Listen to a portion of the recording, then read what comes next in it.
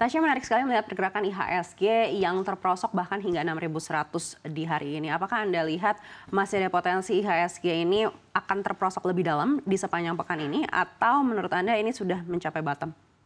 Saya kira untuk pergerakan IHSG masih akan cukup volatile ya. Jadi koreksi mungkin masih ada, saya lihat mungkin ke 7.100 ya.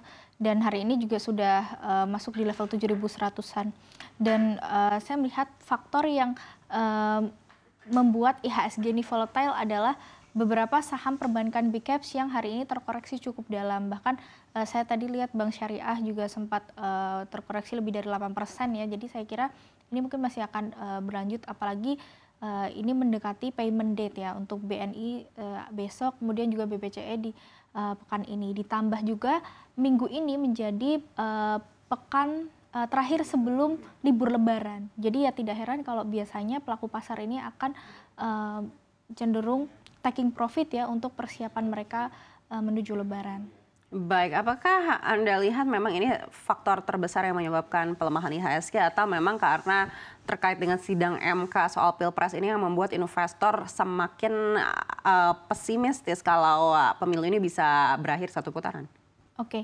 Untuk sidang MK ini memang memberikan tekanan yang negatif ya, bahwa politik di dalam negeri ini kembali memanas. Tapi saya kira untuk ke pasar ya, ini sudah cenderung price in, tapi memang ini akan memberikan dampak juga ya. Dan kita perlu memonitor bagaimana, karena kan ini sidangnya masih berlangsung.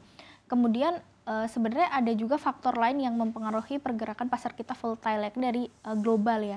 Terutama untuk hari ini kan ada dari China, kemudian juga dari US ya. Kita sedang menanti data terkait PMI manufacture. Kalau kemarin China sudah merilis ya, dan ternyata ada kembali bergairah untuk kondisi manufaktur di sana begitu ya. Setelah 6 bulan itu kan terkontraksi, tapi sudah mulai ekspansif lagi ya. Sebenarnya ini bagus untuk kita, tetapi kalau kita melihat lagi ke belakang terkait dengan komoditas kita yang harganya sudah turun ya, kemudian juga sempat neraca dagang kita juga ada merosot walaupun masih surplus ya, ini kita perlu monitor lagi ke depannya. Kemudian terkait dengan Amerika juga kita masih menanti data-datanya ya, terkait dengan inflasi, kemudian juga PMI tadi saya sebutkan, ini kita masih menanti bagaimana hasilnya, karena secara keseluruhan ekonomi di sana masih cenderung kuat, sehingga ini masih menimbulkan pasar ini menilai bahwa The Fed mungkin tidak akan buru-buru ya menurunkan suku bunga, sehingga inilah yang membuat tekanan ke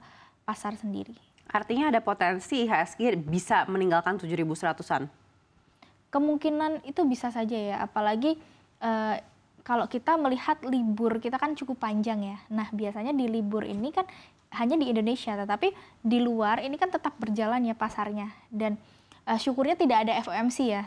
Sempat dulu itu tahun 2022 kalau tidak salah pasar kita libur, kemudian ada FOMC, pas buka malah terkoreksi hampir 4%. Nah saat ini mungkin pasar lebih ke mengantisipasi, sehingga koreksi hari ini cukup dalam, apalagi sebelum libur Lebaran yang panjang. Nah nanti kita juga akan memonitor bagaimana pas libur itu ada data-data dari Amerika terkait dengan pasar tenaga kerja, kemudian data inflasi juga yang lanjutan biasanya selain konsumen nanti juga di produsen dan lain sebagainya.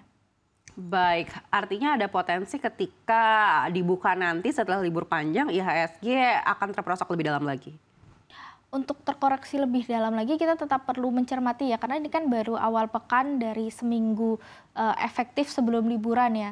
Nah kalau misalnya mungkin IHSG ini turun lebih dalam jangka waktu yang lebih cepat, maka ada potensi juga rebound lebih cepat ya. Tetapi ya kita masih mengantisipasi, karena ini juga kan masih di periode pembagian dividennya. Biasanya repatriasi dari dividen ini masih akan terus berlanjut, apalagi kan masa-masanya ini adalah pembagian dari Big Bang ya. Big Bang itu kan kita tahu sendiri bahwa banyak asing juga di situ ya. Jadi tidak heran kalau misalnya asing juga sedang melakukan profit taking begitu. Baik, kita beralih ke rupiah. Kalau kita lihat rupiah juga sudah mendekati 16.000, sudah di 15.900-an.